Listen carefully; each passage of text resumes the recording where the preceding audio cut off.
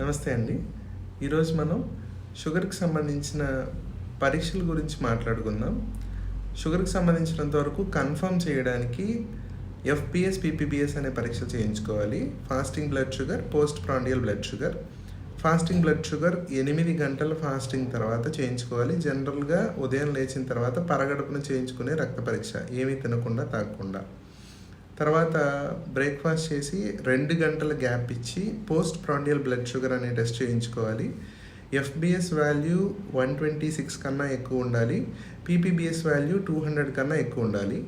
ఈ రెండు values FBS, పీపీబీఎస్ 126, 200 కన్నా ఎక్కువ ఉన్నప్పుడే షుగర్ వచ్చింది అని కన్ఫామ్గా మనం తెలుసుకోవచ్చు.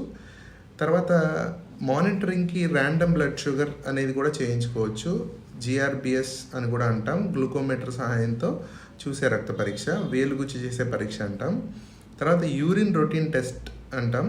యూరిన్ రొటీన్ టెస్ట్లో మనకి యూరిన్లో షుగర్ శాతం ఎంత ఉంది, యూరిన్లో ప్రోటీన్స్ ఏమైనా లీక్ అవుతున్నాయా లేదా అనేది మనం తెలుసుకోవచ్చు. తర్వాత ఈసీజీ పరీక్ష, రక్తంలో మార్పులతో పాటు గుండెలో కూడా మార్పులు ఏమైనా వస్తున్నాయా లేదా అనేది ఈసీజీ పరీక్షలో చూసి మనం గుర్తించవచ్చు. ఈ విధంగా హెచ్బిఏవన్సి అని కూడా ఒక పరీక్ష ఉంటుంది.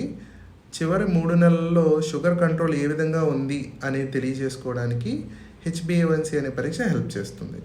ఈ విధంగా ఈ పరీక్షలు అవసరాన్ని బట్టి మనం చేయించుకుంటూ పీరియాడిక్గా టైం టు టైం మన ఆరోగ్యాన్ని మనం జాగ్రత్తగా చూసుకుంటూ షుగర్ కంట్రోల్లో ఉంచుకోవచ్చు.